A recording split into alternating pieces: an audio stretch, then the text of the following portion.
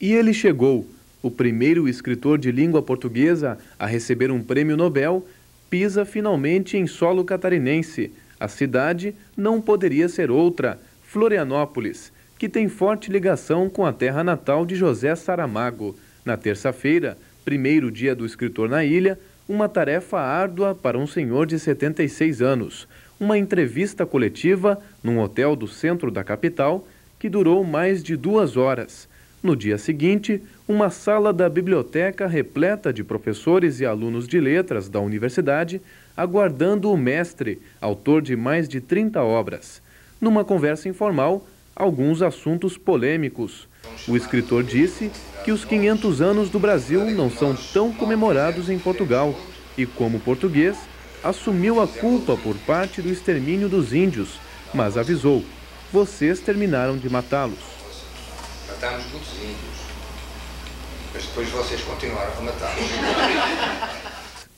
Sobre a chegada dos primeiros conterrâneos ao Brasil, Saramago deixou claro: nós não vos descobrimos, tropeçamos com vocês.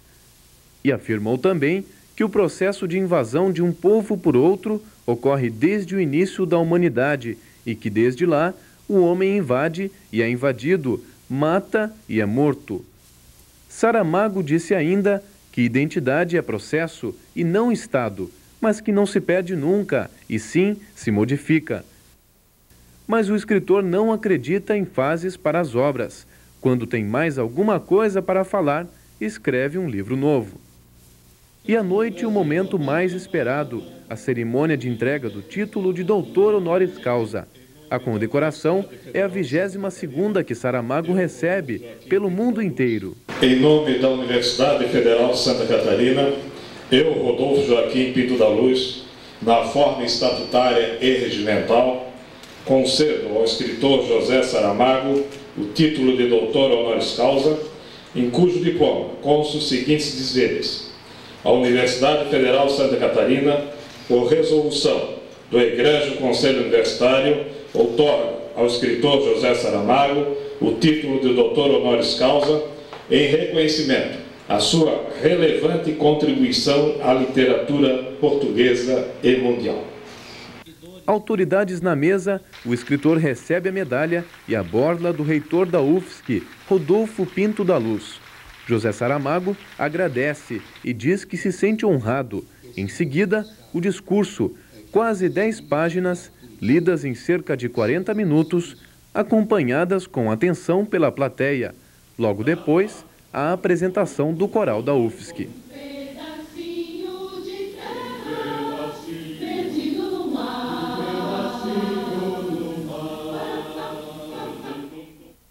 Com a cerimônia de hoje, a UFSC tornou-se a 5ª universidade brasileira a entregar o título de doutor honoris causa a José Saramago. Esta é também a 3ª condecoração oferecida pela universidade e a primeira para um escritor. O público presente à cerimônia demonstra a importância do Prêmio Nobel para a língua portuguesa. Eles estavam em grande número. A comunidade universitária compareceu em peso para assistir à condecoração de Saramago. Lotaram o auditório e o salão da reitoria e também o templo ecumênico. Sentados, de pé, agachados, cada um encontrou um jeito para ver o Prêmio Nobel de Literatura. Minutos antes de receber o título de doutor honoris causa, o escritor concedeu uma entrevista exclusiva para a equipe do Semana UFSC. A única coisa que eu posso esperar como cidadão, como pessoa comum, é que seja feita justiça e que a sentença não venha a dizer aquilo que foi dito, enfim, pela própria polícia militar, que os polícias tinham atuado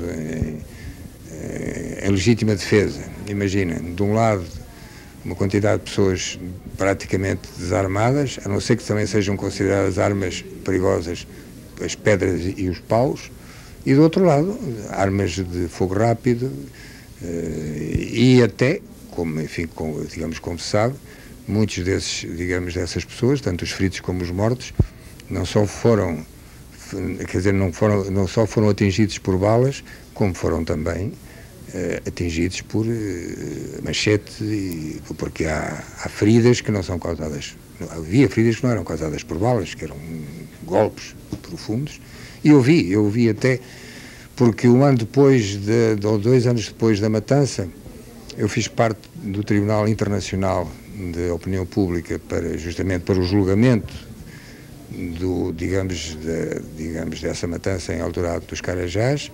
Isto reuniu-se em Brasília, vieram pessoas de vários países, e o que aconteceu, eu vi imagens, fotografias dos assassinados, e não eram só feridas de bala, eram feridas de faca, eram feridas de punhal, eram feridas de machete.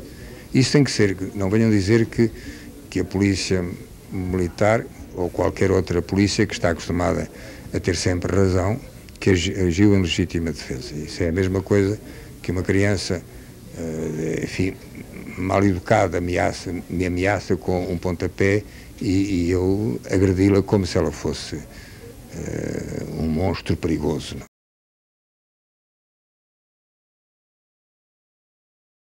Histórias com certeza não faltam. Uma delas, por exemplo, aquilo a que se está a assistir, que é a destruição da Amazónia. Parece-me realmente um atentado. E um atentado tanto mais incompreensível, quanto é certo que o Estado tem o dever, digamos, de velar e de zelar, pelo país, seja ele qual for, aqui neste caso o Brasil, e aquilo que se vê, parece que assistimos a uma destruição deliberada, contra a qual parece que não há leis capazes de opor-se, e isso daria com certeza um livro, e mesmo que não desse um livro no sentido de um romance, pode dar um livro, e provavelmente já deu livros, de análise da situação e de crítica de qualquer coisa que não deveria estar a acontecer, tanto mais que a Amazónia não interessa só ao Brasil, interessa ao mundo, porque é um lugar com uma influência verdadeiramente extraordinária, digamos, no conjunto, digamos, no que se refere às variações climáticas em todo o globo, e portanto devia ser uma questão não apenas nacional, mas uma questão mundial, preservar a Amazónia. Um outro tema é, enfim, o dos sem terra, não é? O dos sem terra, esses 4,5 milhões de famílias de camponeses que andam por aí vagando à procura de terra num país que tem terra de sobejo, não é? Tem terra para toda a gente.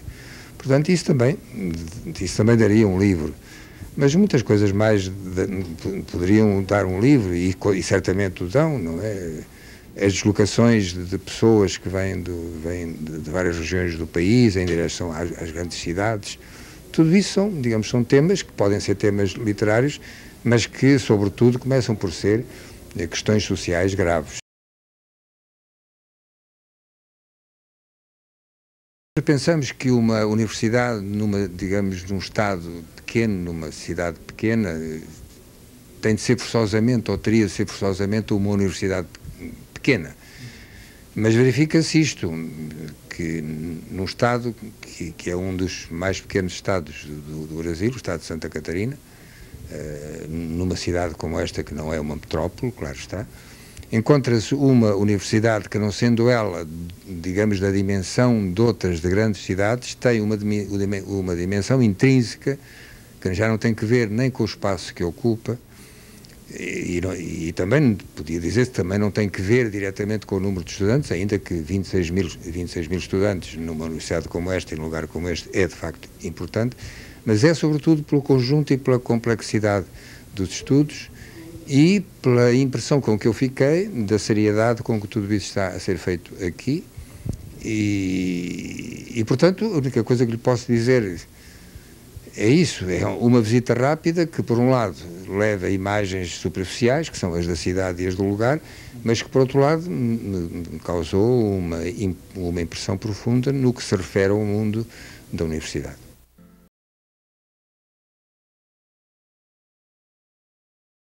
Professores ou outros estudantes? Professores e estudantes. Bom, os professores que ensinem bem e os estudantes que aprendam bem. Não se pode dizer outra coisa.